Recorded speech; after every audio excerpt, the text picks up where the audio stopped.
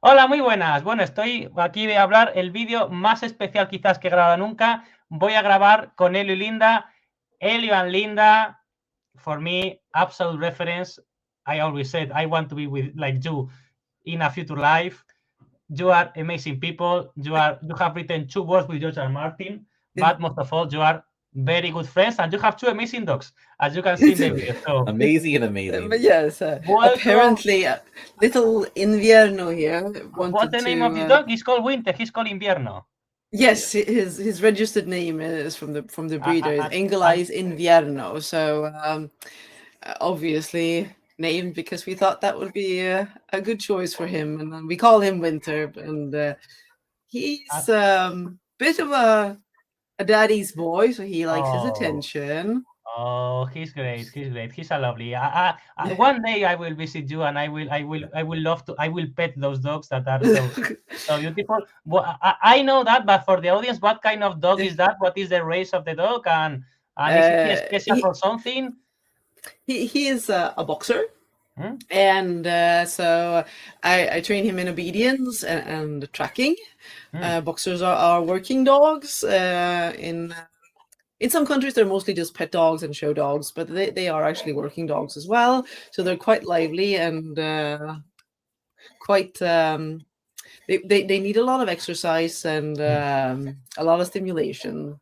So sometimes when we are our video production went down drastically. Oh, the two! I got the 2 of them. Oh.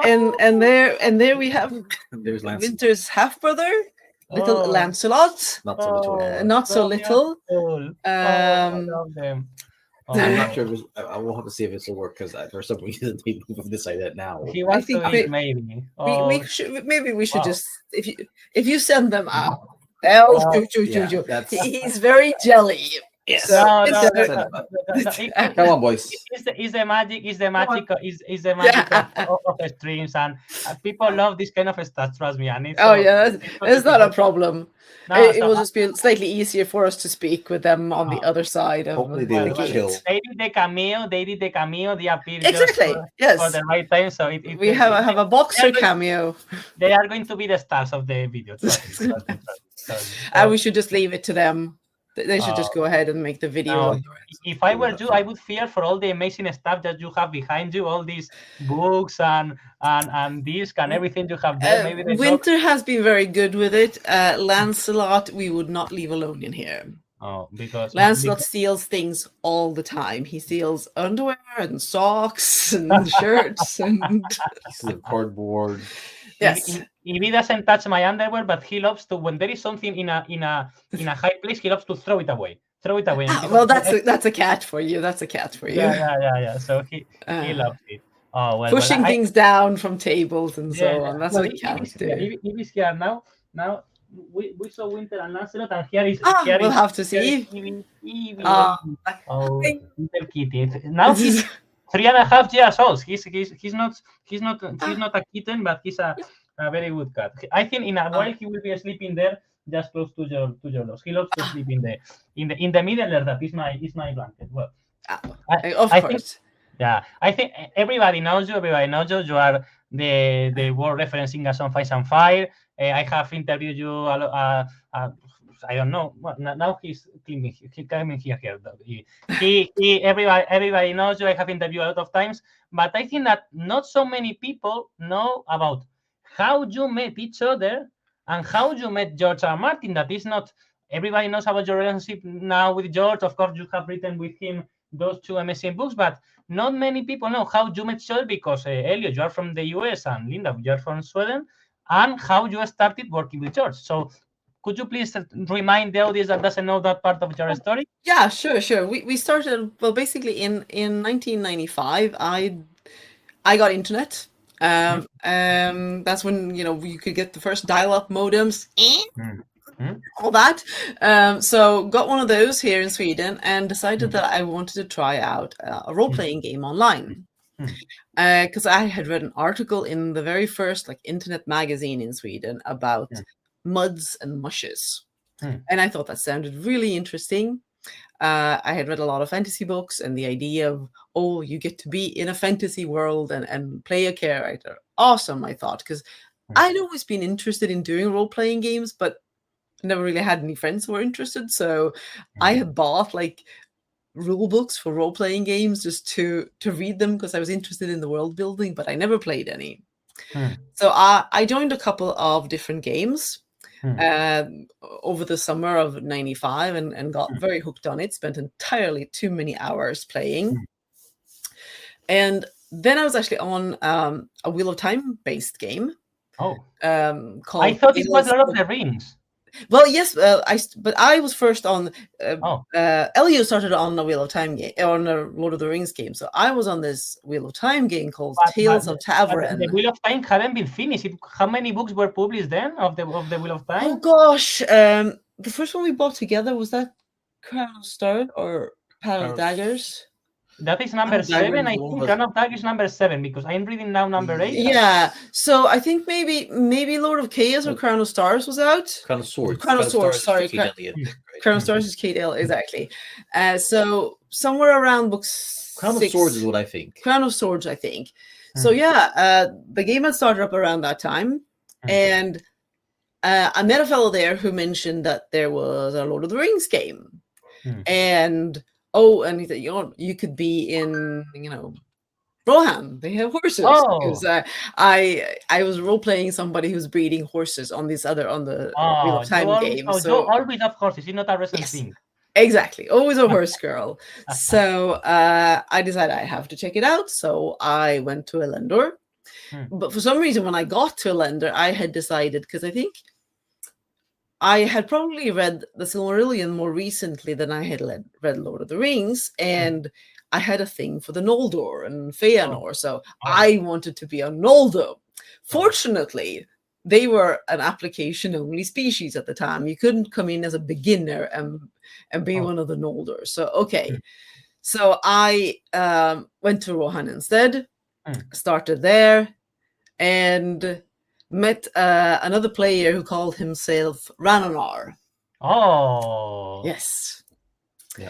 Who had already been there for some months. Yeah. I think earlier in 95. Next year will be not 94, late 94 actually. I think it was maybe late 94. I have to go and check. Almost 30 years ago. Almost 30 Yes, that's what I was thinking.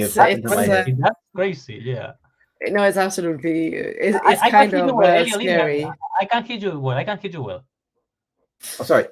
No, I can't hear you well. The microphone is fine. The microphone is fine. I can't hear you well. Okay. Excellent. No, I was just leaning forward to try and see when I You can share the screen if you want. There is a button down that you can share the screen if you want to share the old mush screen to see the. this is confusing. It says that my character was created in 2003. I think that's when they did an update. They did an update, so it doesn't have the original. So I don't recall when I started. It must have been March 95. March 95. March 95. March 95. There you go. So. Wow. Some of our audience weren't born in 95. A lot of your audience, I suspect. I was 5, so I was 5. So yeah. Wow. So we met there, and I guess because we both had an interest in history and working out more details for the culture in Rohan, we ended up talking about Tolkien and other things. I started working on Elio to read other things than Tolkien. I persuaded him to come along to the Wheel of Time game eventually. So he created a character there and read Wheel of Time because of that.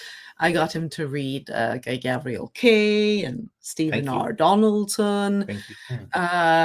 Because you pretty much just read for science fiction and Lord of the Rings, right? Yeah, I came quite late to Lord of the Rings. I came to it when I was in high school. Maybe I had read The Hobbit much earlier. I don't think so, actually.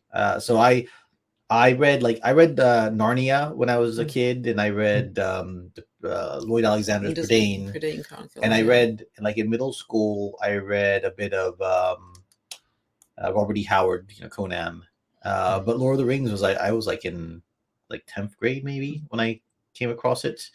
Decided to read it. I just was completely hooked, fell in love with it, and I was just. I tried it too early the first time I tried it, and bounced off it a little bit. I couldn't quite get into it, but then the second time I really liked it. So but I was nowhere near the Lord of the Rings scholar that that Elio was at the time. You know, he may be spending his time arguing Song of Ice and Fire theories these days, but back then he was on Usenet arguing Lord of the Rings theories. So you defend Feanor, or Feanor did nothing wrong, or Feanor was the true the unsung true hero of the Silmarillion, or he was a piece of bullshit? Yeah, he's an example of hubris. But he's the best character. He's the best very character of the interesting book. Yes. I like those sort of characters. Thing, but the best character. Yes, I mean, it was flawed characters are always the most interesting characters. So. Yes. So, anyways, so we met there, and then eventually we got this notion. She introduced me to sort of trying out Song of Ice and Fire because it was some effort. With some effort. I was reading very clean stuff, and there was sex and there was foul language and such. And at the time, I was very prudish. Now I can curse with the best of them, but at the time, I was prudish, and we decided we wanted to make our own game like that, and we decided to, but we should ask permission. Yeah, we had actually spun. There had been other ideas that we talked about before it ended up being a Song of Ice and Fire, I should say. We talked, I think, about Keith Fionnavar. Turned out that he would not give permission. He had already responded to someone. Yeah. We talked about Catherine Kerr's Devry books. That's right. She was also not keen on giving permission, although a friend of ours knew her very well and had said at the time that she was interested in, as in Catherine Kerr was possibly interested in collaborating like on some unique setting for a game, because I think she used to role play. So but when we read Game of Thrones, that kind of settled it for us that that was the world that we wanted to move into. In 1996, we only have the first book, A Game of Thrones, so we didn't know about the past. We didn't know about how was riding a dragon, how was really the past of Westeros. So for me, that was a very you had a very challenging task before you. I feel like we only hit on it like in 97. No, but isn't George? I mean, I think we started working on it, sort of contacting George before Clash of Kings was out. I think you tell that somewhere. I know that he's working on the Hedge Knight, right? Yeah. Isn't that what happened? A question concerning 1998, I think is. Okay.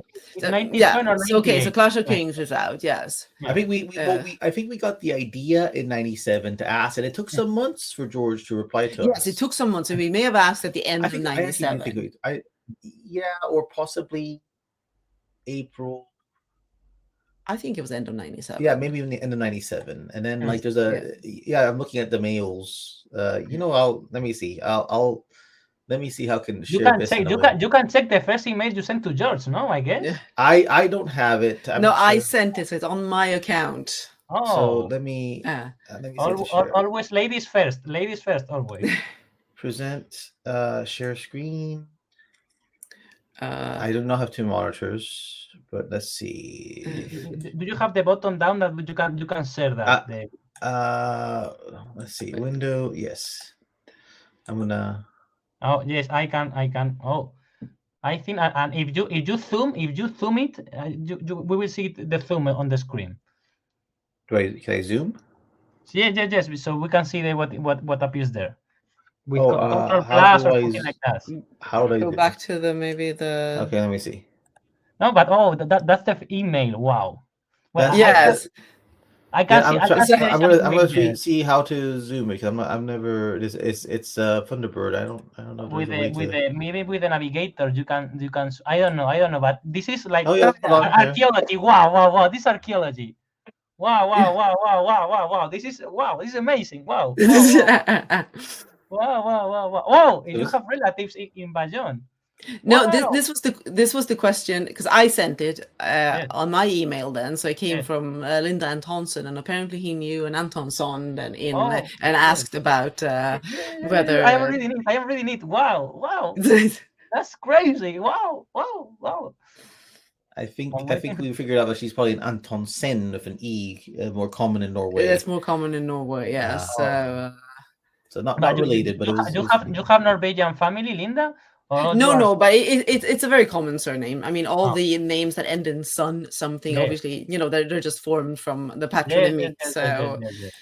Lots of Wow. them. It's not the most common. This is actually the first email you get back from George. I think he maybe gave us a brief one before that, but I don't have. Wow. In any case, this is crazy. No, I think this is the first response. No, that might be the first what one. is the date? It's March 20. April 8. This is April 1998. April 7th, 1998. April 1998. So in April, a Class of Kids wasn't released yet. No, it was later that year. No, I think. I would have to look. I don't remember. I will look at it. But Yeah, wow, that's this easy. is like this archaeology. Wow, this is crazy. This is so crazy. Wow, Yeah. wow. I am going to check it. A Class of Kings. In November. I remember it was late 98.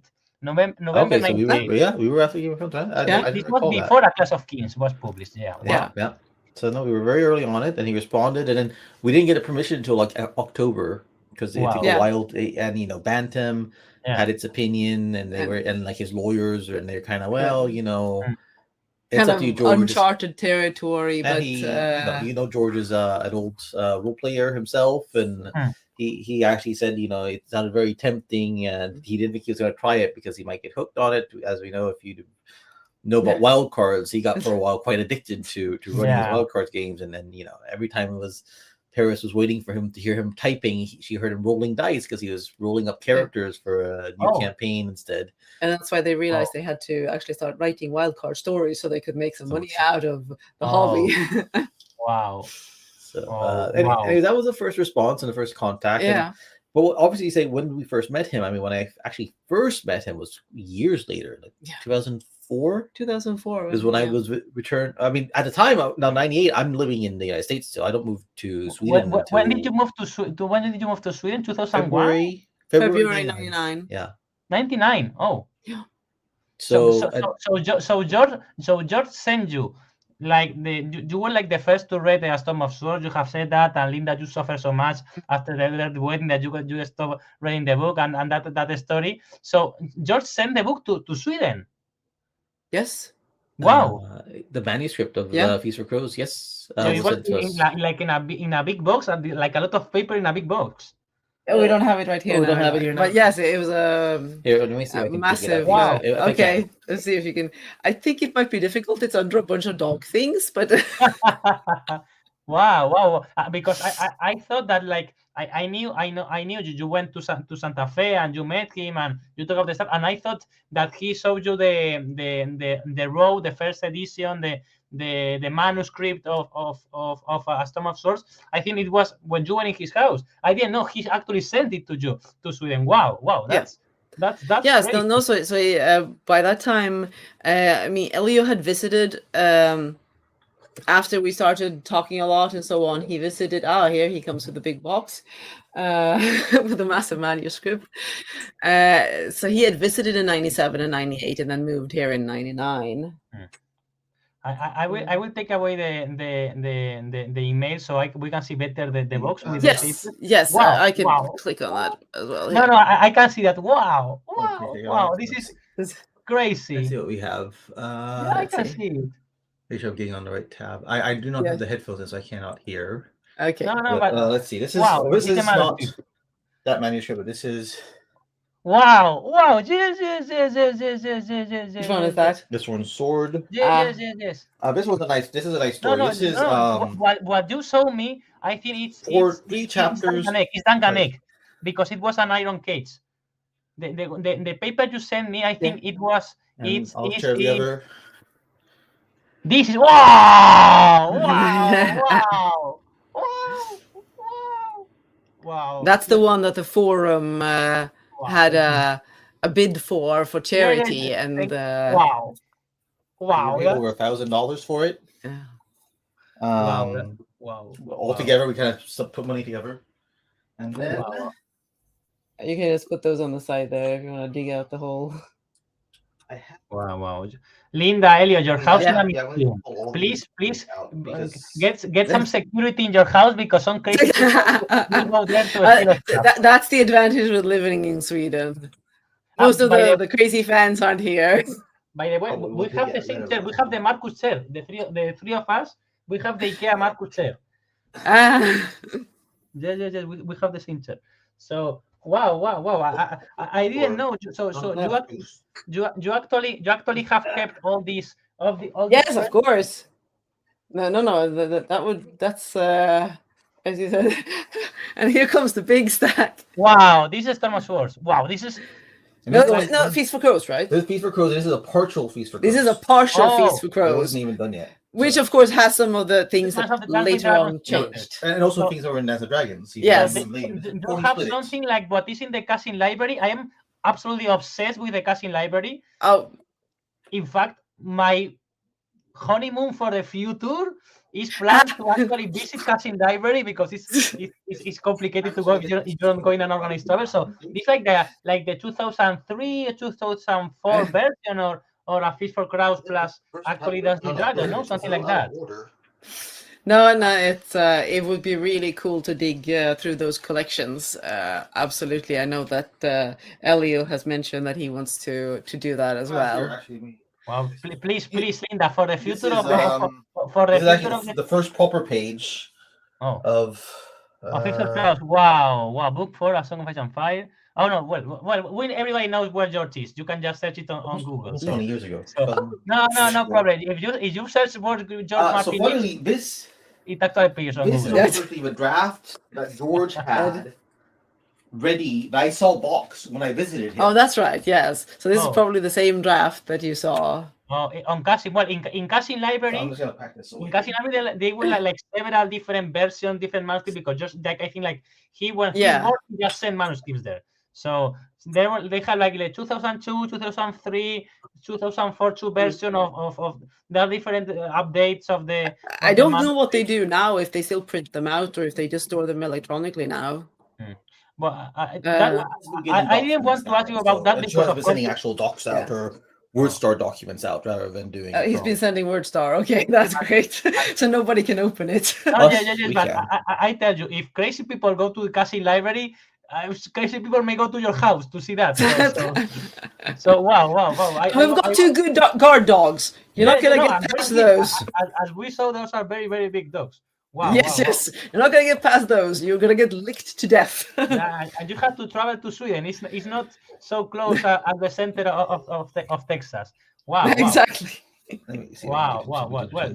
That has been amazing. I wasn't expecting at all to see something like that. So no, we haven't dug that out for a while. That's no, but thank you, Diego. For me, that's that's insane. It's insane to see something like that. And good idea to end up talking about that. You have all like a story in a special place, protected, and all of that. No, it's sitting in a plastic box at the moment, but it's pretty safe. Trust me, I would buy you like a security box to actually storage those files. Wow, that's a treasure.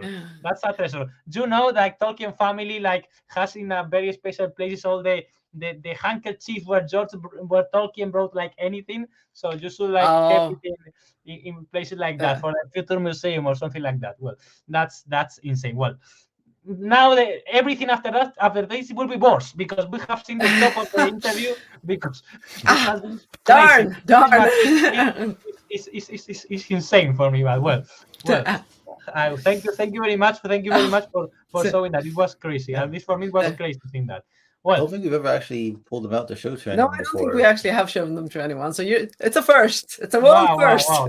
That's. I didn't know you had that. So it was crazy. Well, after 25 minutes of the best presentation ever, of the introduction ever to a video ever, I wanted to ask you stuff. Of course, as I always say when I chat with you, I interview you. I never ask Elio and Linda about the Winds of Winter things related or the future of like A Song of Ice and Fire, or what do you think will happen with some character, because as you know they work with George, so they have read some chapters of the Winds of Winter before they are published, and they are my friends and I don't want to make them to do polite excuses to talk about stuff they are not supposed to talk. So we'll Excuse talk me, about now we have to take the dogs out. yeah. So we'll just talk about the past of Yeah. the World of Ice and Fire and all the content of that created George in the past. That is amazing, and theories and the world that just created, but not related to the future of A Song of Ice and Fire. So my first question, let's talk about the beginning of the story, and the biggest first big event was the long night. And I will never remember in my life one night in Barcelona when I met you after the presentation of the Spanish edition of the World of Ice and Fire. I was having dinner with both of you, and I will never forget in my life Linda telling me the theory that the children of the forest were the ones who created the others. They were not a race like the giants or the humans, but they were like an artificial creatures. They were created by the children of the forest. For me, that was crazy. I didn't know that theory. And 1 year later, it appeared in the show. And most of us thought that, well, if the show has revealed that, is because George told to Benioff and Weiss that in the books, the children of the forest were actually the creators of the others. The point is, if they are a creation, if they are a fabrication, if they were not like any other races, how actually intelligent they are, how sentient they are. We have seen them like talk in the prologue of the book, how some creations could have such a developed culture and developed technology. It's a really interesting one, because George commented at one point that he said that I think he didn't think they had culture as such. I think it's after they introduced this bit in the show about them, making putting out the body parts in a pattern, and he's saying that it didn't quite they don't have that sort of culture and perhaps symbolism and things, but certainly if we imagine that, I mean, with them coming from human stock, they are presumably, they have some level of that intelligence retained.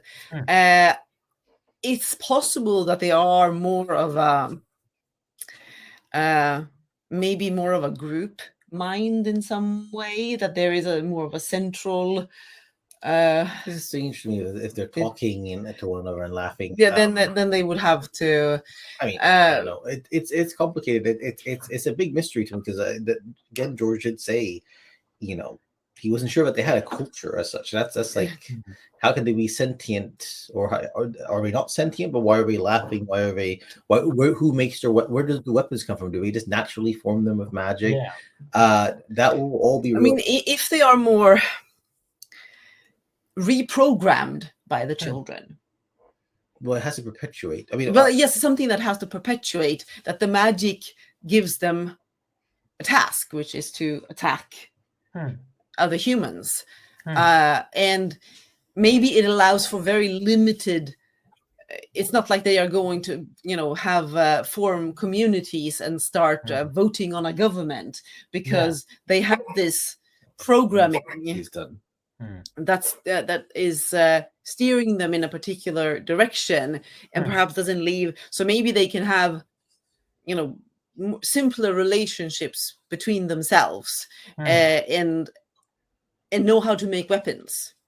Perhaps it extends to that. It extends to them knowing how to make more of themselves as well.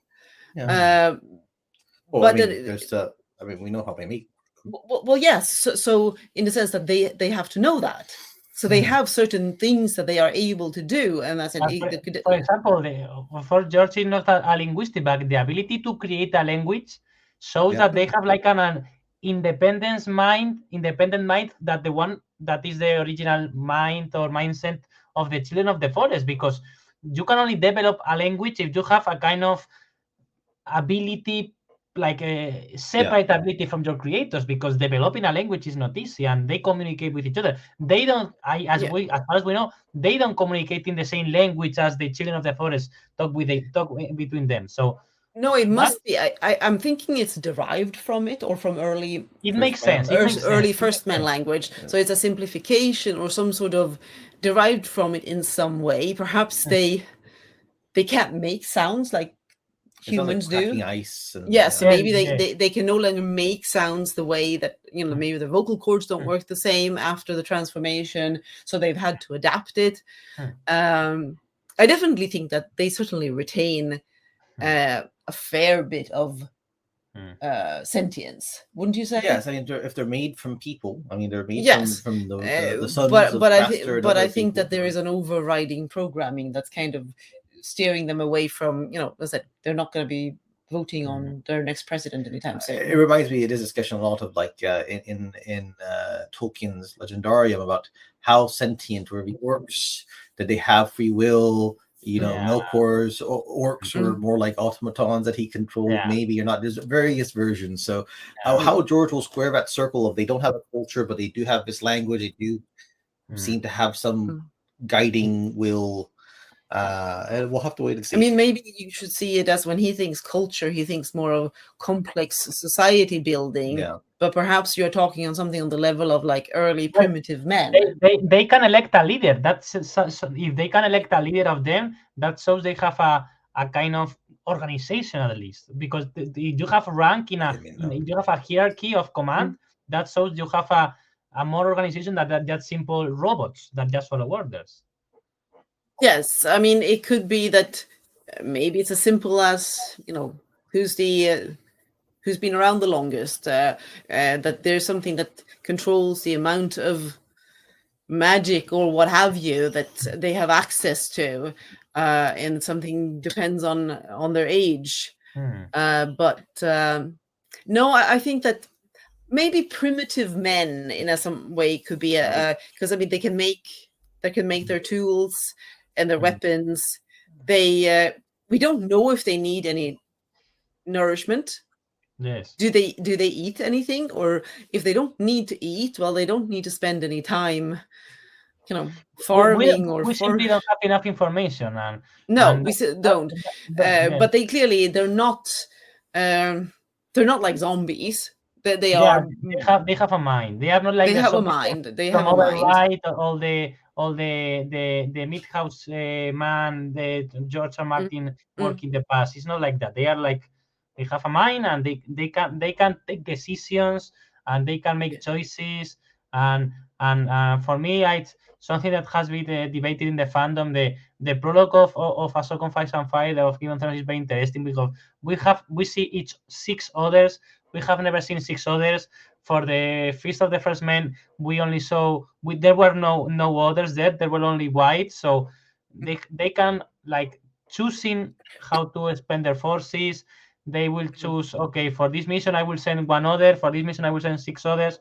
For this mission I will just send whites just to kill because they don't deserve our attention. So it's very interesting how are developed and. Well, I think we'll know about them more in the future, but I am completely sure that George Martin won't reveal everything about the others. I think he will want to keep them a part of them a mystery. So when the story is finished, we will still have questions about them. Don't you think the same? Yeah.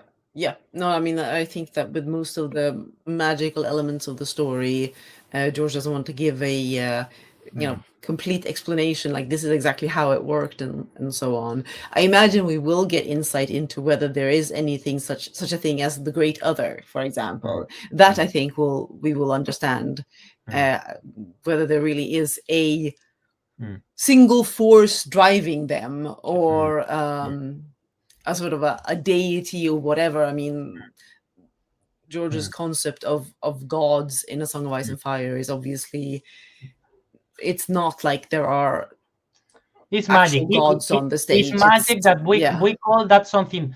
I have debated that and I like the question. If you have something supernatural that does things that humans cannot do, and you call that God, for me it's fine because it's something superior to humans, because human cannot see the future in flames, humans cannot resurrect people, human cannot communicate talking with one tree to another. That's something superhuman. So if you call that technically is magic a god, it's fine for me. It's fine for me. It's just to take note that is something that humans cannot do. Well, that was a very I love your answer to the question, and I wanted to ask you now about the conquest but you have not talked about the past, the long past, the long night time of A Song of Ice and Fire. And there was something when I told my friend Jose Sneris Freaky Doctor that you met in Cáceres last year, Elio, that I was going to interview you, and he told me that if you think that George maybe one time he will write more about the Age of Heroes, because he has published The World of Ice and Fire, and now he's writing, of course, A Song of Ice and Fire, and he's writing Fire and Blood Part 2, etc. But there was like this huge amount of time that he only wrote a bit in The World of Ice and Fire, and I am sure that George has something thought about Land the Clever, about the first Kings of Winter. We have like thousands of years of the history of Westeros that maybe you have that information, but you couldn't publish it in The World of Ice and Fire. Do you think that George has more written about that thousands of years between the Long Night and the Conquest that is not published actually in this book, in The World of Ice and Fire? I think he might have some notes for himself. Notes and some notions. Notes and notions. He often works with he'll store away some little nugget of an idea somewhere, and he'll come up with a name or a concept that sounds cool, and he will put that in, and he'll have something at the back of his head. He doesn't really go and write detailed bits about the past unless he needs them for something. But if he has an idea, he definitely stores it away. Most writers are pack rats in that sense. They don't let good ideas go to waste. They'll put it down somewhere, figure, I can use it at some point. And and maybe he has a good idea about Land the Clever. He could introduce it in a future Tyrion chapter that Tyrion remembers. Oh, when I was in Castle Rock, I remember that Land the Clever did this stuff after marrying the girls, whatever, and he could introduce it a posteriori later in the story. A lot of it is going to be these sort of notes that are loosely connected, that he figures, this sort of makes the shape of a story, and then. But he might not have all the connecting tissue, not until if he ever were to sit down and write it, would he figure out, how do these pieces go together? So he's got little pieces of the puzzle everywhere, and then he teases up with them here and there in the chapters when he. Well, and now the question I wanted to talk to you about, because I remember talking with Elio about this in the House of the Dragon premiere. I have when we saw when we were in Amsterdam last year. Thanks to you, of course, that I was just helping you. You were the one that created for the interviews, and doing a very very bad job, so, like being the substitute of Linda for the press conferences. That was fun. We had a good time, But the point is that we remember talking about that after the first episode of House of the Dragon. Now they actually talk about the prophecy of the prince that was promised, about A Song of Ice and Fire, the concept that puts the name of this world that everybody knows and loves. So, and there are two questions for you. Do you think after the show, but more especially about George's words after Fire and Blood was released, that is now a canonical thing? It cannot be discussed. It's totally irrefutable. It's totally 100% sure that it was Aegon the Conqueror who had the idea of the prince that was promised prophecy of A Song of Ice and Fire because we Targaryens have to be kings of Westeros in order to protect Westeros from a mysterious threat that comes from the north. Do you think that is now canonical or not? Or is not? House of the Dragon is something different, and George's words when Fire and Blood was published were really vague, and they showed put a lot of stuff that shouldn't be there. Well, I do think they did kind of iterate a lot on it to connect it to Game of Thrones, the TV show, the Valyrian dagger. That dagger has nothing to do with. Totally. So that kind of thing. I personally don't think that specifically the phrase "the Song of Ice and Fire" is something Aegon had. I think Rhaegar, the singer, is the person who called it that.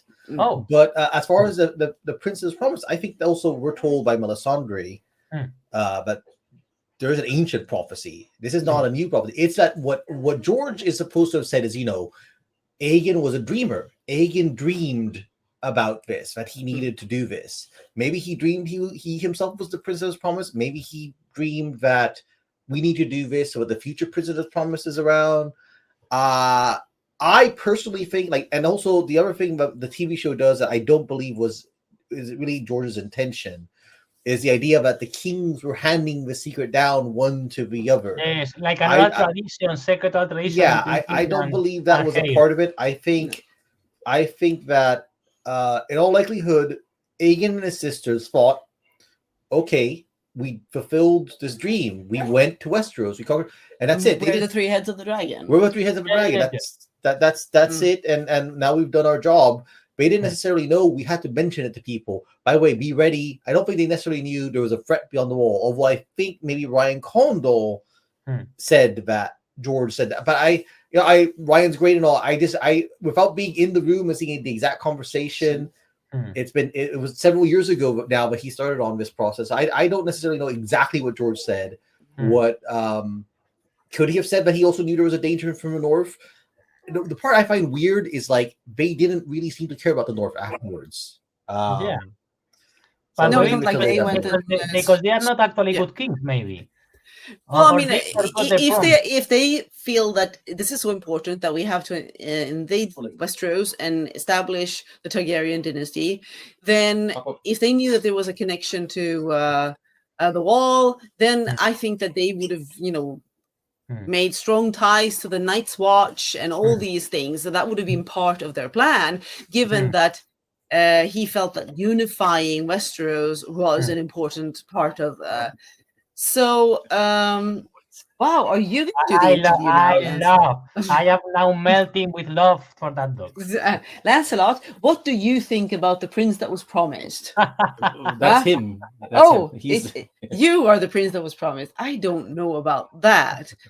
Although sometimes I think he might have three heads. He looks regal. He looks like from the royal family. So not when his ears are flopping around like that. He doesn't.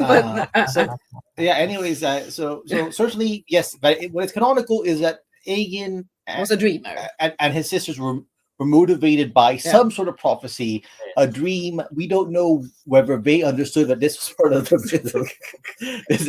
This is in Swedish. We have a term called kalabalik. This is kalabalik. This is chaos.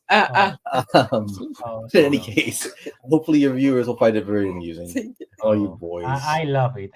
They are very jealous of our time, and now when they hear us talking. They want to be part of the conversation. Yes. They have many opinions on A Song of Ice and Fire. Like, we shouldn't be spending so much time talking about A Song of Ice and Fire. We should be out training them. They are jealous. So I absolutely love those. I really want to one day pet them. One day and they're bigger than me. I am a small guy, so they may be bigger than me. So I love them. So you talk about Aegon being a dreamer. I think now. That is, I think, impossible to contest that Aegon was a dreamer. Of course, I think his grandmother was the dreamer was grandmother. I don't know what. And several generations back. Yeah, but I mean, it's I don't know. It could certainly explain. I mean, the way that George has chosen to portray Aegon as fairly, a fairly mysterious character that is fairly withdrawn.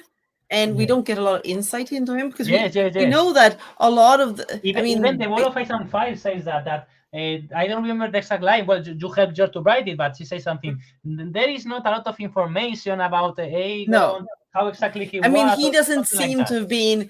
We seem to know more about the personalities of Rhaenys and of Visenya.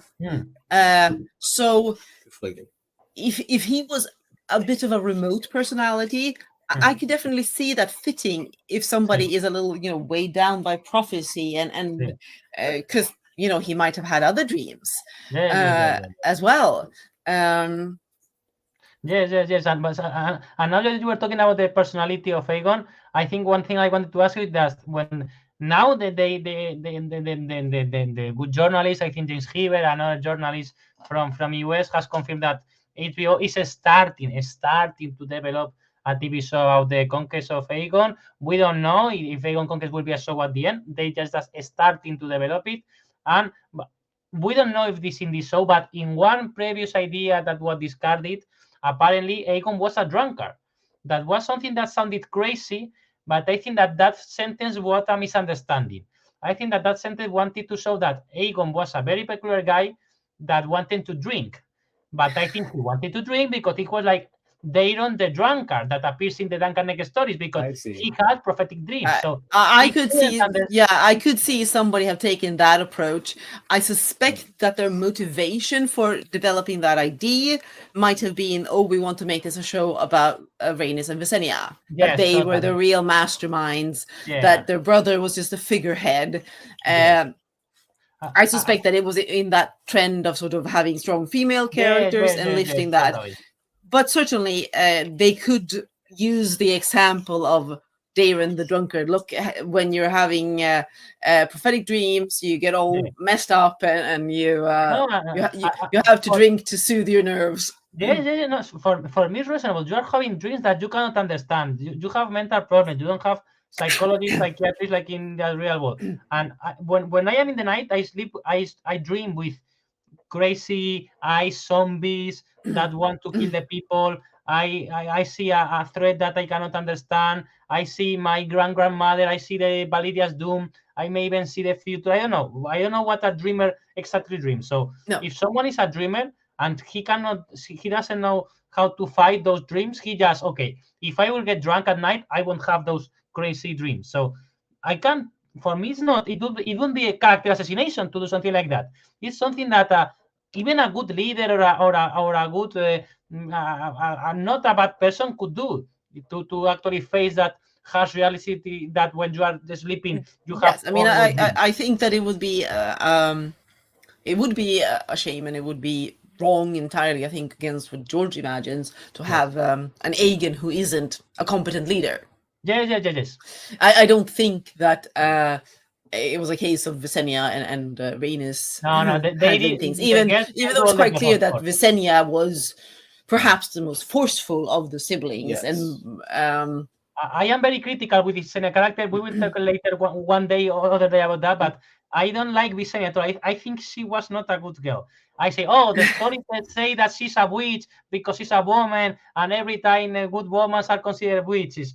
I think she was not a good girl because she was the mother of Maegor, and Maegor wasn't right. So I think that Visenya wasn't. I think she was very, very ambitious, and I think she was very, very ruthless. Yes. She was obviously quite dedicated to her brother. It wasn't like she was going to usurp Aegon or anything like that. And I mean, she, founded the Kingsguard and everything to protect him. So in that sense. Do you think she killed Rhaenys? I think she killed Rhaenys, but because I have a very bad image of Visenya. I don't think so personally, but that could we don't know enough to be able to say. I think it wasn't necessary for her. I mean, she knew he wasn't gonna last long, and then so she just let him die. Yeah, and then we'll move in Maegor, and then what exactly she does to Maegor when he's mostly dead, I am not sure, but that's some creepy stuff. Clearly doesn't seem to have done anything great for Maegor's fertility and the children that he had afterwards or whatever.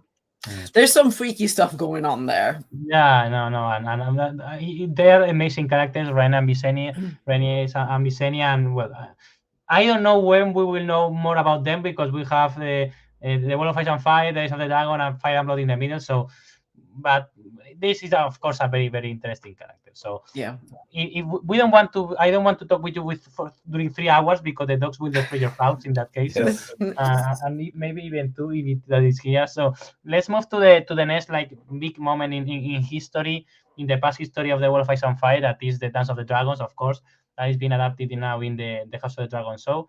And I think that people will have asked you this question, that is if you support the Greens, the Black, or are neutral. And related to that, because I think those questions are connected, if you think that Viserys was a good king or he was totally unfit for the crown. So it's a nuanced answer on this. I think when I look at it, I think if I were back then, who would I have thought should have been ruling? It should have been Rhaenyra. Yeah, I'm with the Blacks. It's to me this whole idea of the legitimacy was with Rhaenyra. The legitimacy. Yeah, exactly. That the council some people wanted to pretend that the Council of 101 made an precedent that only men could sit the throne. That wasn't the intention. That was just to solve that particular problem. A single case. It was to solve a single case, yeah. So it's not iron precedent. George has spoken a lot. I mean, there is no written law that says this. It's just tradition, and traditions change, and the kings can decide what they want. Viserys said for a very long time, it's my daughter. People swore to her. That's end of story, or it should be. Was he a good king? I think he was perfectly acceptable king until the crisis came, and particularly the crisis within his own family. It's quite obvious that he should have been much firmer with Alicent and the High Towers about the whole situation. He should have made them swear. It was his wife. I understand. I can understand. Yes. Yeah. It was very hard to be hard with his wife. He loved Alicent, I guess. So yeah. He was a good person. I mean, he was a decent person. Yeah. But he was too weak when push came to shove. Basically, he couldn't handle like Aenys, for example. Yes, I mean, being the king in a situation where things are starting to get heated and when there are complications, that's where it becomes difficult to. Are you going to be? You want to stick to being a good person, but then you might have to start getting ruthless to be able to. You want to avoid being harsh on people. You want to avoid killing anyone unnecessarily, but then you come across as weak, and you're in a medieval society. People are going to take advantage if you are weak. And when you're trying to be a good person, and when you're trying to not, bring down the hammer on folks, and then they take advantage of that, which is obviously the things that Rhaenyra struggles with as well. How can you be a good ruler and a good person are not necessarily compatible? Exactly. Yeah. Now I think that. I like, of course, I think that the Viserys character in House of the Dragon is not the Viserys of The Wall of Ice and Fire and Blood, the Rise of the Dragon. He's not the same character, but I think because, of course, the show is totally conditioned by how they actually alter Rhaenyra and Alicent's relationship. When you move Alicent's age for her to be a very close friend of Rhaenyra, it totally changed the dynamic of the story, and it's a totally different story than the books because it totally conditioned everything. But I really love how they show that Viserys tries to do good things, and he makes mistakes, of course. But he tries to do his best. Yeah. Maybe his best is not the best for the kingdom, but he actually wants to do what he thinks is the best. He doesn't want to hurt anyone. When we have this problem with the children, with Aemon, when he's attacked by Rhaenyra children, he tries to make a peace. Maybe he should be harder with Rhaenyra children or with Aemon. Maybe he should have said, Aemon, you cannot steal Laena's dragon. It's totally out of your reach. You shouldn't do that. Maybe he should be harder with your grandchildren, but people, the grandparents are very soft with the grandchildren, so it's our regular life. So they always give them the best stuff, and they give them candy, and they say, "Don't tell your mother I gave you that," and they give them money. So it's our life. So it's a natural. No, we see. I think that the idea of portraying him that way, as he's trying to make compromises, he's trying to sort things out between the family. That's perfectly reasonable. I said the dynamic between many of the characters is very changed, but the idea, I think they get the basic idea of Viserys' problem across. Even if the Viserys character is very different, it gets his basic problem that he's a little too soft, a little too nice, a little too weak. When he ends up being tested with a succession crisis. If nothing weird had happened during his reign, if he'd had a son ahead of Rhaenyra, it wouldn't have been anything odd. He would have been a perfectly adequate king, and people have been, he wouldn't have been remembered for much anything except, being the last rider of Balerion, basically.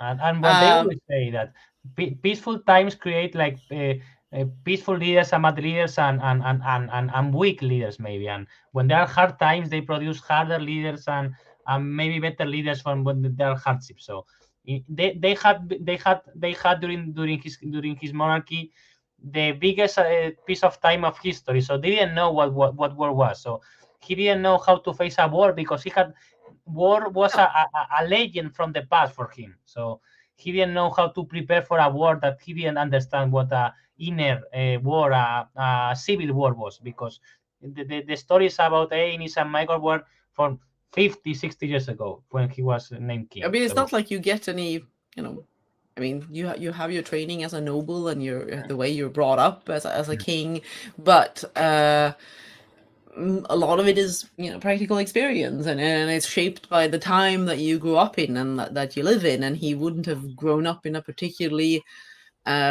tough environment in that sense. It didn't look like he was going. It felt pretty solid. The whole Targaryen dynasty felt like it was on very solid footing. There were lots of Targaryens and lots of dragons. Unfortunately, that turned out to be a problem, having quite so many of them. Yeah, no, not totally. And well, we have the written record of how was Viserys as a king, and now I wanted you, because you are Master Jandel. You're actually the one written that writes the Wolf of Ice and Fire and the Rest of the Dragon, of course. Of course, following what George has written, and there was something I wanted to ask you, is that both books were the three books, The Rise, Fire and Blood, and Wolf and Fire, don't show Rhaenyra and Daemon in a good way. For me, they are the winners of the war. They say, okay, the war has no winners, okay, but at the end, the one who is placing the Iron Throne after all the chaos is the son of Rhaenyra and Daemon. So for me, they Black win the war at the end and they can tell the story. The winners tell the history. But for me, it's weird that the son of Rhaenyra and Daemon put Rhaenyra and Daemon in a very bad light. When I always say in the Dance of the Dragons, Rhaenyra has the legitimate claim, but I don't support the Blacks because they do horrible things during the war. There are things that are acceptable during the war, and there are things that are not acceptable during the war. And they, for me, they do war crimes. The Blacks, Greens, of course, but Blacks also do war crimes, so I cannot support them. So I wanted to ask you, of course, the Greens are portrayed in an even worse light in The Rise of the Dragon and Fire and Blood and The World of Ice and Fire. But for me, surprising that winners of the war are shown like not good person. You would have expected the official history, to be a little more cleaned up. For example, Tywin Lannister in The Wolf of Ice and Fire, the last 5 pages, Tywin Lannister is the best person in the world. But you don't see that about Rhaenyra and Daemon, the parents of the king that was king after the war. So why do you think The Wolf of Ice and Fire is like that, and the rest of the Dragon? I think to some extent is obviously what George wanted to get through, and that perhaps he didn't quite consider how much influence Aegon could have had on the writing of the history. However, one could say that much of it was already formulated prior to the reign of Aegon. So he couldn't necessarily go back and change it too much because it was already what was known, what was spread, what people, the nobles overall knew. And then, was it a concern for Aegon? He was, by all accounts, an extremely traumatized young man. I don't think he cared to clean up the record for his parents. And I think that by the time then Viserys, or by the time his children take over, it was a done deal, I think. Yeah, that's my view. Basically, Aegon, this melancholy king, traumatized by the war, just wanted peace. He wanted, dancing bears and because if he were to go in and start mandating a more Rhaenyra positive history, it could have made his supporters from the green side more upset again. It could have. So I think he left it at where the Maesters had already landed with it. Alternatively, we say that the histories were even worse about Rhaenyra and Daemon before, and he improved it a little bit. I mean, I think that for the most part, nobody in Westeros, or most people in Westeros, would not look badly on Daemon. He is a harsh person. Yeah. He's a brutal person. People in But King's he's- Landing didn't well. But he is a product of agree. his time. People in King's Landing like welcome back Rhaenyra, and they were very happy that she would be the queen again. But I don't think they won't be very happy with the rulership of the city of the Gold Cloaks, the City Watch, and their Daemon leadership, because he was but if you're talking about the overall view that gets written down by maesters and that's noble families and so on, I mean it's like people like Stannis and Randall Tarly are respected. They are considered good lords. Tywin is a good lord. These are hard, brutal men. So even if we think that, Daemon, that George calls his favorite Targaryen, we kind of think, he should be in a more positive light. But I think he's just being true to that. This is a ruthless man who is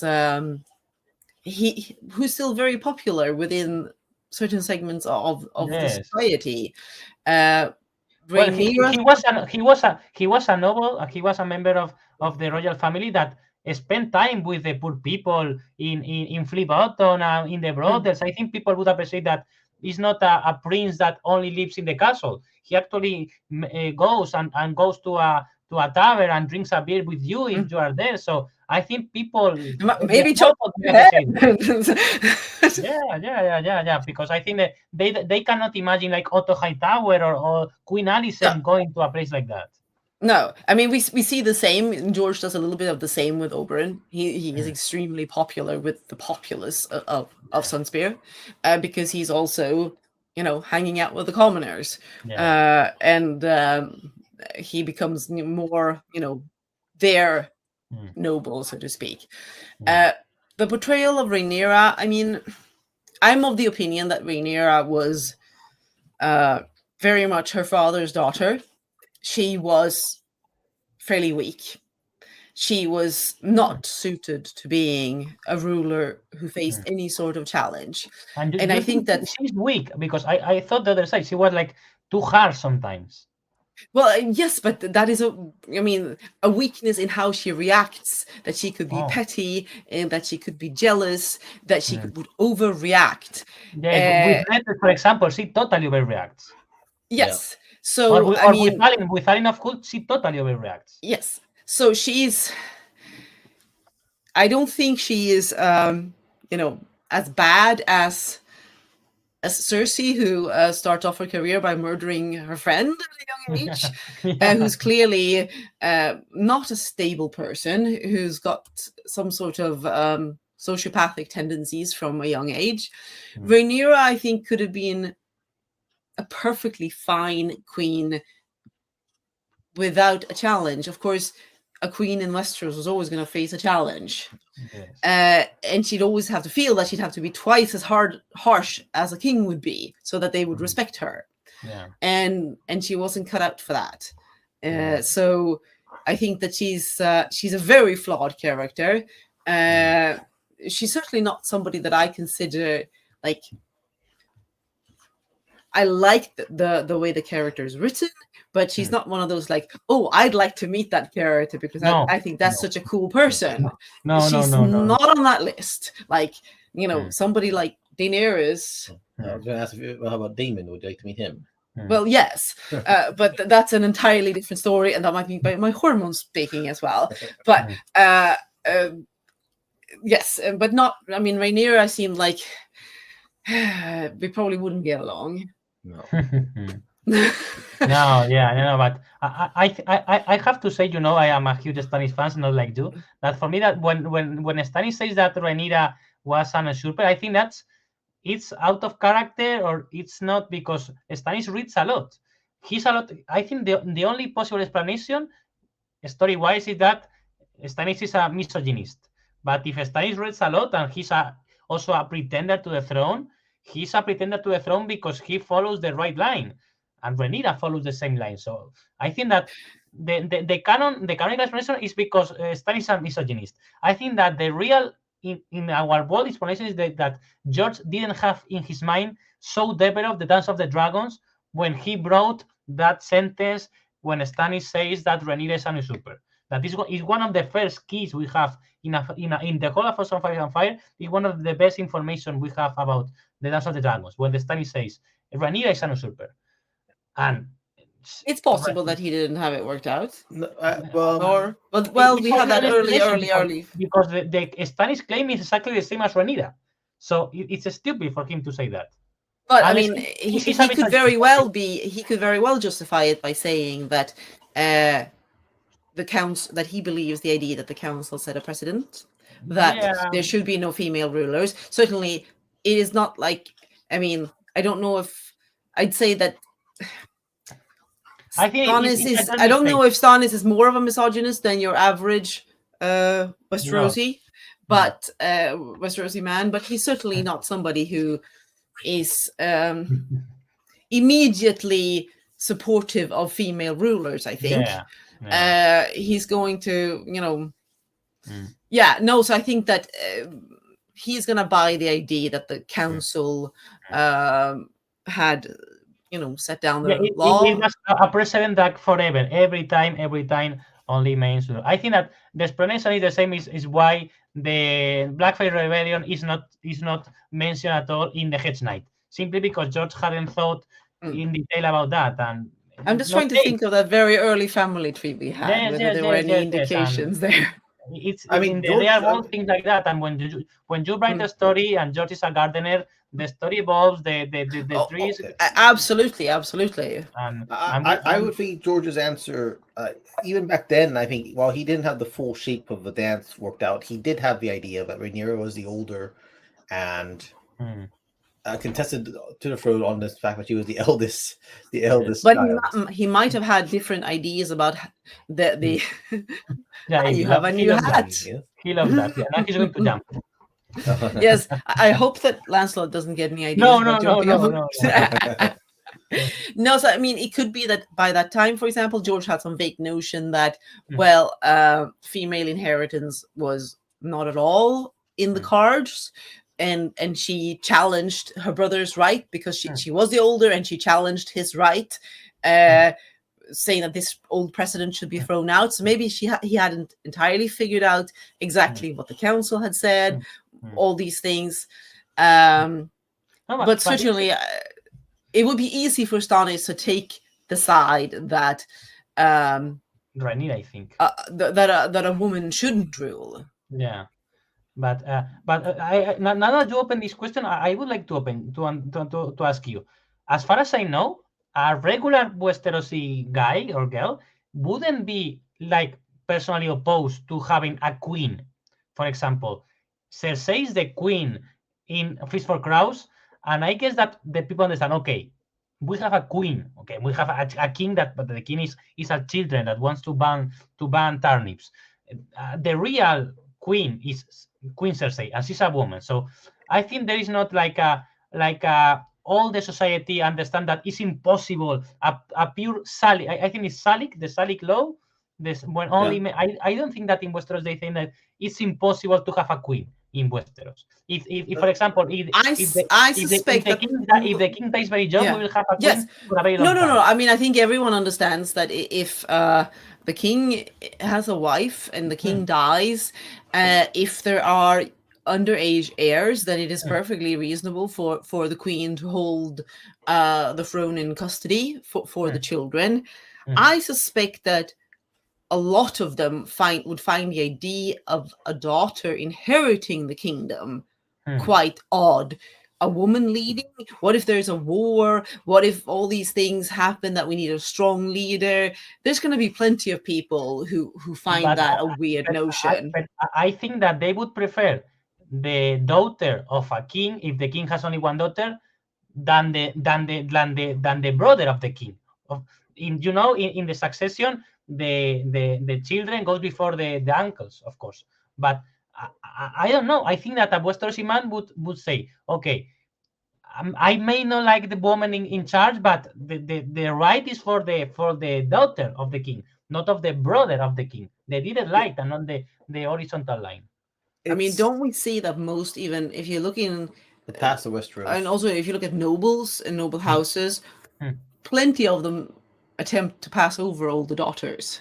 Yes. They tried to pass them over. They tried to find ways around it. They, I mean, there is absolutely a sense that the weaker sex shouldn't be ruling unless they absolutely have to. Yeah, they have other things. We have various ladies who are ruling ladies in their own right, but queens are very, very few. I think when we wrote The World of Ice and Fire, the Reach has had one queen in all of its history. Yes, ruling queen. The Iron Islands, the North has had none. As far as we know, there has been no. But as you said, we have a lot of ladies. It's different because we have a lot of ladies in charge. In fact, we have that chapter of that lady, the ladies that rule Westeros or something like that. Oh, I think you were mute. No. Lance was trying to. Lancelot was attempting to impose his opinions on the interview. So for you, it's different. So people can accept a lady governing his house, but they won't accept as easy a queen governing the kingdom. I think it's basically the amount of responsibility that you want to risk a woman having. Like, okay, ruling this castle and the spot around here, well, maybe we'll survive that, but not the whole kingdom, not the whole country. Yeah, I understand that. Well, now I will never forget. I think the only time you have been in Madrid when you were. He is going to destroy things. When there's more things even. And remember they asked you about some spin-offs of of Game of Thrones that you would like to see, and I will never forget you were the ones who first talked about the Corlys Lion spin-off that is now actually in the works. We don't know for sure if we will get. If we just throw that, it could fall in my head. Well, and he's like throwing stuff up from me. Well, the point is that and I should talk about that spin-off, but that actually is in the books. But the actual spin-off that actually has been greenlighted is being developed. Of course, everything is halted due to the writers. When we're recording this video, there is a strike. We don't know if when this will be published. We hope the strike will end because we have a good deal between writers and actors and the big productions. Of course, we hope for that, but we don't know. When we are recording this, September 25th, the strike is not over. But the project that is actually greenlighted is Duncan Egg, and I think all of us are so excited about the Duncan Egg spin-off. It will be a totally different animal that we have seen in Game of Thrones and House of Dragon with dragons, with houses, amazing castles. We are going to see a very more smaller show, more intimate, and not with crazy visual effects, not with crazy like a dragon breathing fire and Valyrian crazy. No, it will be a very small, and for me that would be perfect. With a good script, it will be perfect. So, what excites you more about this spin-off? For me, attorney. Yeah, I do like the idea, as you say, of a more intimate story, but there is a fabulous attorney. The tournament is. It'd be nice to see a tournament that is the whole tournament. The whole. I mean, even Dunk doesn't see the whole tournament. He's in prison for part of it. Oh yes, I don't want to see the Trial of Seven. Obviously, it's going to be amazing. Baylor Breakspear. I'd love to see the family. But one of the issues I had, one of the relatively few issues I had with House of the Dragon was a tournament, how ultra violent it was, which I commented, and it's a choice they made. I understand the reason for the choices on. It's just not really in keeping with George's intention. People die in tourneys. So. People die, but usually mishaps.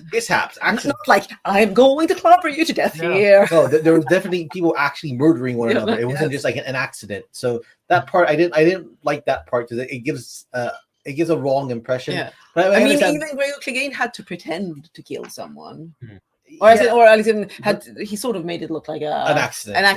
And then yes, he tried to murder Loras, but that's Gregor Clegane. That's not part of the tournament. That's literally he's yes. So like what I would expect at least is some sign that there were some consequences to these people murdering one another, and it was just a tournament. So I understand, but they were trying to cite the oops, he's pulled off our headphones. what was I saying? That this is yours. Thank you. That the period was a very decadent period. He was looking at they were looking at gladiatorial combats, and they wanted to sell. And it's a period of too much peace, so this violence wells out here. It's fine. It's but I'd like to see a tournament where people aren't murdering one another for the hell of it. I'd like to see something that is very knights fighting in a game. I'd like to see something very chivalric. Yes. Yes. So I'd like to see in particular. I mean, they describe all the crests and all this. This going full on with that full pageantry. I'd love to see that. It'll be really interesting to see. George is going to be involved to some degree. I don't know whether he'll be down to the point of writing scripts or giving the outlines. My only concern with that, and I mean, it's fine. It's just sort of how many episodes is the Hedge Knight going to take? I think they said George said 6. They were thinking about 6. I think that's a lot of fleshing out. And how much role is George going to have in that fleshing out? I mean, didn't they do 6 comic books from it? 6 comic books is 22 pages. That's like maybe 120 minutes of a speed. That's like a 2-hour movie. They can develop the fights more, the actual fights of the tournament. They will can last like. I mean, if we're not going to see it just from Dunk's point of view, then certainly the tournament could be 2 episodes. And one thing, we are in 2023. This will be so with luck 2025 if we are lucky. If we are lucky, because with the strike, with a lot of luck, next year they do the production and film. With a lot of luck, and with a lot of luck in 2025 is on TV. With a lot of luck, because they don't have to do dragons and special effects, but they have to make more female characters or promote the female characters for the first story, because we only have the puppeteers, the Dornish puppeteers, but we don't have like princesses, and we have just one female important character in the story, and we are in 2020. We are in the 20. They have to introduce more female characters, so they have to give minutes to maybe bring sisters to the tournament. Maybe give more. As long as they don't change Aegon to a woman. No. But they will have. Or Dunk. No. But because totally Dunk and Egg is the Mandalorian and Baby Yoda and The Last of Us, those kind of father-children figure that is not really his parent. They will follow that trend because they know that they totally works on TV, and for that, Dunk is a boy and Egg is a boy too. I guess it'll be Lady Ashford instead of Lord Ashford. That's a very easy, straightforward one to do. They could do because in the second season we have, of course, Rohan Weber, that is the best. But for the first season, they need to actually introduce more female characters. And, I don't know. Lady Ashford, the Smith, I suppose.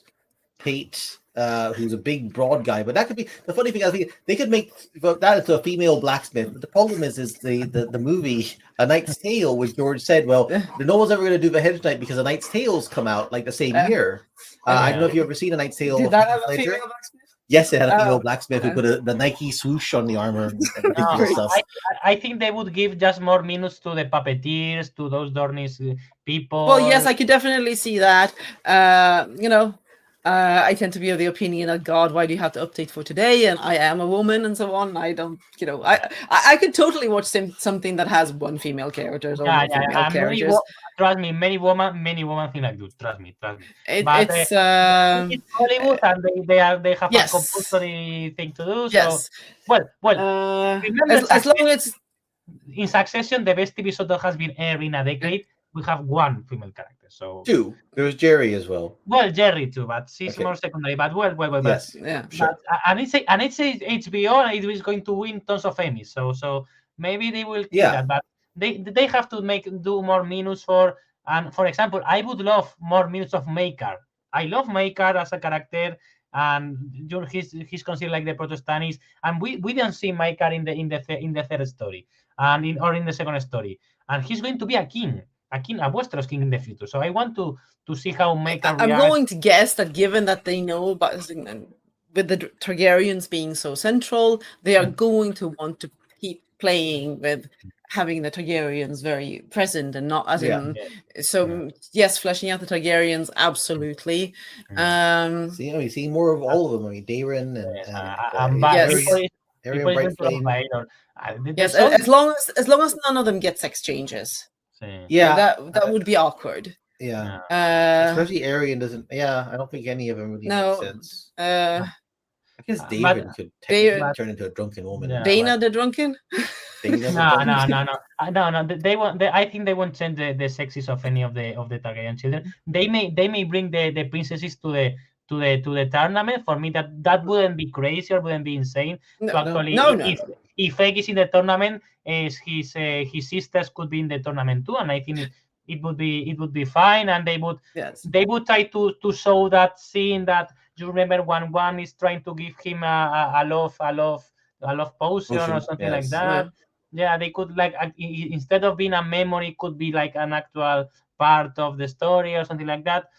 I think 6 hours may look too much, but I think it could work. Not 6 episodes of 90 minutes of each episode, but 6 episodes of 40 minutes. I think it could work. Yeah, I could see about 40, 45. I mean, it used to be the UK thing used to be these 4-episode miniseries used to be, or I mean, really in the US in the 80s, you had a lot of the 4-episode miniseries. Now I have not seen The Bear. You know The Bear show that is from that cook that. No, I haven't seen now. No, and I think it's 40 minutes. I don't know what in Spain it's streaming Disney Plus. I don't know the original TV in the US, FX or something like that. And I think it's 40 minutes and not very long season. So I think that amount of minutes is fine for a drama, a very good drama for TV. And well, we have been 80 minutes talking. Best 80 minutes in a very long time. And the last question, it would I wanted to make it like open for you. If there was like any theory you last read in the Westeros forums that you liked, because if you didn't read anyone, I wanted to ask you something that I read, and I think I read on Tumblr and I like it. It was about Craster Line to the Night's Watch about the last time he saw Benjen. He say, "Oh, I haven't seen Benjen in a lot of time," but he knows stuff about the Night's Watch, recent stuff that it's complicated that he knows unless he has met Benjen recently. But it was just a theory. If you have any theory you read from The Song of Ice and Fire or The Past of Westeros that you read lately and you like it, I would like to, if you can share it with us and we can discuss it. I will be honest, I don't specifically remember. I don't specifically remember anything recent because I mean, there's lots of rehashing. There's not a rehashing right now. There's not a lot of it's hard to come up with an original theory. Unless you're really crazy. I did see someone speculating that maybe the White Walkers that fought Waymar, the reason only one of them challenged him wasn't because they were just kind of mocking him and turning into like a duel, but because they were uncertain whether he had dragon steel or he had Valyrian steel. Yes. So they sent one of them forward to fight, and when his sword broke, it's not Valyrian steel, and that's. I don't know about. It's an interesting notion. I've never heard that theory before. Or that idea, as I wouldn't call it a theory. It's more of an idea, but maybe that's the first time they had seen someone with a steel sword, I guess, in a long time, and they didn't know. I buy that theory. I buy that theory that because Waymar Royce is very similar to a Stark. See, he has the physical look of an Stark. See, for me, George is very clever, and he gives exactly the same description to Waymar Royce. Slender, gray eyes, fast, to Waymar Royce, and in the exactly next chapter to Jon Snow. Jon Snow also has gray eyes, he's also slender, and Robb Stark is strong, but he's quick. And it's the same description. And of course, have the solemn, the father, John Brown Royce has the solemn face, the same face that the Stark has. Oh my goodness, that kind of gives you a lot of interesting ideas about George sort of mirroring.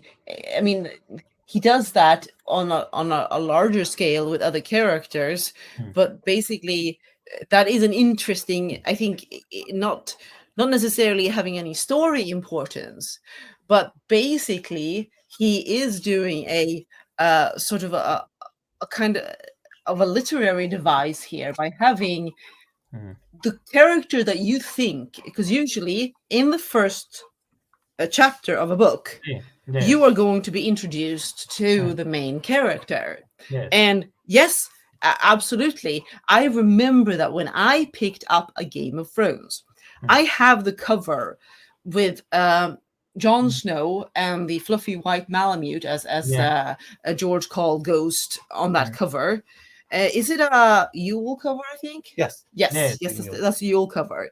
I thought when reading the first chapter, that was Waymar Royce on the cover. I see. Yes. And that was absolutely intentional, I think, on both the cover art. Now thinking about it, so you're supposed to that enhances the idea that you really think this is the main character, and holy fuck, he died. Yes. So that is foreshadowing Ned's death. In a sense that he's playing with that idea that you have the main character, or maybe then by actually paralleling the appearance of Waymar and Jon, he's saying that, look, Waymar could have been the main character of the story, but he died. That is the narrative meaning of the theory. But in plot-wise, I think that what this theory suggests is that the others were looking for something like the Stark look, because Craster knows how Stark looks. In fact, Craster, when he says Jon, you look like an Stark. It's interesting very interesting that Craster says that. You look like an Stark. And Craster remembers very well. Craster remembers very well Waymar Royce. When he talks about Waymar Royce, he describes them with all the details, that he's very handsome, his wife loves them, yada yada. And saying that those 6 others were out looking for a Stark. Yes, that's what the theory says, that Craster, the authors or Craster has the info that Starks may be dangerous. So Craster saw someone who looked like an Stark.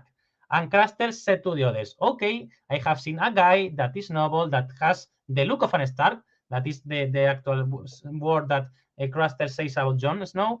And this guy is here. So I will just tell you that. And the others say, okay, this guy looks like an Stark, has a sword. Maybe one other would not be enough for this guy. So that's why you say that there is more than one other, because they think, okay, maybe I like a legendary prophetic guy that will fight against that, or simply because we know that the Stark are dangerous and they may have a very good sword that could fight against that. That's why they love when the sword is broken, they just say, okay, it's okay. It's safe. It's not the guy. What's to say that there are not dreamers among the others? That they have their own. They have the magic of the Children of the Forest. So why they cannot? If Melisandre can see glimpses of the future in flames, why they see it in ice? See glimpses of the future in ice, and so that there is a huge threat for them that has the look of a Stark. He carries a sword, he's an excellent swordman, and you have Waymar Royce. I've never thought of the idea that they might have prophecies of their own. That is maybe tinfoil. Well, but I don't think it's stupid at all. And I mean, and you have this whole, and you have the, one of my favorite dreams and visions of A Song of Ice and Fire is Bran dreaming of, flying to the heart of winter and seeing the bodies of other dreamers impaled on the defenses of the others. Yeah. Are they seeing it as a war between 2 groups of dreamers in the sense that they have, visions of the future. We have visions of idea. If we kill the dreamers, they won't know what is coming, and we have the upper hand in. I'm serious. I'm not dismissing it. It's like this is something I find very impenetrable. It's very hard to say. I think the Winds of Winter, whenever that comes out, will give us a lot more insight into this. I suspect that through Bloodraven and the Children of the Forest, we're going to learn a lot more about the others and what motivates them. And we're gonna Maybe see more if you dive into the crazy theory area of I Euron don't want- as an agent of the other. I don't want to make you talk about something that you don't want to talk. But I only wanted to express that for me it's very surprising that's why I checked that theory Yeah. that Yeah. there are 6 others to fight against one guy. Because he's a novel. There is a lot of novels in the Night's Watch. Why 6 others? We have never seen 6 others ever in the story. In So the same. I think that they were fearing something. Maybe it's in foil, but for me it's very strange that they have 6 others because for adults you have 1 and maybe 1 extra, but you have 6. And they're like, I mean, you could argue that George changes his conceptions over time, but we see more others. We see it in A Game of Thrones, and he wouldn't have changed his conceptions from the prologue to during the book without adjusting the prologue. No, but so it is significant that they are 6, I think. But when the Clash of Kings and he stops the writing to refactor things, he kind of comes up with more. He may have changed his ideas somewhat. Maybe originally that was 6 others because they fought, but then later on when he kind of I need to change things up a bit because we're going to take forever to finish. I'll say this instead. But he could go back to it. He could always go back, and so it's an interesting idea. It's very interesting. The other idea about Craster, having seen Benjen, but lying about. Yeah, I feel that I have 2 objections. One is, why would Gilly have admitted afterwards that he, my husband, father. Brother, maybe the conversation didn't mean to happen. No, but she was there for several. I mean, I just feel like it's clear that she would. I feel, and also more importantly, like if she's not going to reveal it, like who is? Like what is it? Like Craster's dead, the wives are dead. How are we going to hear about this? I mean, unless we meet Benjen again, which Craster. But what does it matter per se? So to me, like in this narrative sense, I don't see the role at this point of time. Maybe George will surprise us with it, but I don't think they're gonna do whatever it is a TV show did, where Benjen just kind of shows up all of a sudden and he's. I guess when do we think that Benjen was part of the Reist? You think he's cold hands? No, Benjen is not cold hands. That appears in the Manuscrito of Dance with Dragons that is in the castle. Right. No, it's not. He's not. He's not. Right. Of course. Unless George changed his mind. George he could change his mind. Yeah. Every day he changed his mind about something. So. Well, I mean, do you think he's just missing, or do you think he's at Hardhome, or? That's a good question. I don't know. That's a mystery to me. No, we will know. We will know in the future. I just wanted to ask you. Yes. Any theory? I like the theory about the others, like feeding Weimar Royce because he thought he was not Weimar Royce, but someone else. And when they discover that he's not the one who were expecting, he's nothing. I will just kill you, and there's butcher him without problem. And they don't even think about the other Rangers. They let Garrett run away. They kill Will with a white. They don't bother to kill Will. They just use a white to kill Will. So they were only interested in one guy, and when this guy is not the guy, they say, okay, move on. And this is not the droids we are looking for, no? That's so something like that. But we have been talking for 1 hour and a half. It's been so good. It's been great. It's been great. Same. It's always a pleasure to speak if you have it. Amazing time talking with you. So again, congratulations for your amazing job creating those books with George, The Wolf and Fire, and The Rise of the Dragon, of course. Thank you. We have the first one in Spanish, the second one not yet, but I am confident that now they approve it. They will be published in Turkey. I heard that they will be published in Turkey. Yes. That was happy news because Ertash is from Turkey, and he did the cover. He did so much of it. So I hope that they this AirTag. No, it's a stunning cover, and hopefully maybe we'll do some events with him, and he can sign for people in Turkey or something. And Turkey, feel free to invite us as long as you include a stopover at Hisarlik, because I want to see Troy. Oh, it will be very, very great, very great. I hope Yeah, you can do I'm a not good sure that Turkey representation. will invite any Swedes right now, given our current. Oh yeah. I remember that with the NATO blocking. Yeah. That's crazy politics. Yeah. Yeah. But you know, I'm with Turkey on this. Sweden shouldn't be in NATO, so we're having a. I don't have no know. opinions. I don't know, but I guess you don't want to be invaded by the Russians too. So Yeah. I don't know. It's crazy, but well, I mean, Spain is in what NATO, so it's fine. Yeah, this has well, you know, we're not going to get invaded by Russia. this has been amazing. This has been so amazing, and we had an amazing time. I want to. I will do it more times if you want in the future, because it has been crazy, and Yes. I know that for you sometimes it's complicated to talk about the stuff that you are not supposed to talk. So I really appreciate your patience and your comprehension of this, and it's been so great. I mean, it's always fantastic talking to you, because obviously Yes. you've got some fantastic insights yourself, and you got great ideas for questions, and the conversation just keeps rolling. So it's always great fun. No, we can keep talking. It's just the puppy being. But we Now should He's calmed down now, actually. Yeah. Yes. So, well, but it's been great fun, and happy to do it again sometime. Maybe when there's some sort of news about something, whether the TV show or something. Yeah. Evie is now sleeping too. Well, I think. Well, he's there. He was sleeping there when we were talking. So, but well, it's been super. So, thank you again. You are, for me, you are not like the biggest express in the world in this. You are friends. The I same, met you- absolutely. I met you in 2015. We have met many times. Linda, I haven't seen you since the party in the Wolves party, so I have to really see you next year. Yes. Hopefully next year Maybe we'll get a Spain, chance. maybe I will go to Sweden. Maybe if you go to Turkey, I will go to Turkey even. Jesus. Because I have There's never been also there's the Glasgow World Con. Maybe if George is going, we'll go to that. We'll see. We'll figure it out. We'll be in touch, of course, and I would really love to pet those amazing dogs that you have, because they look so good.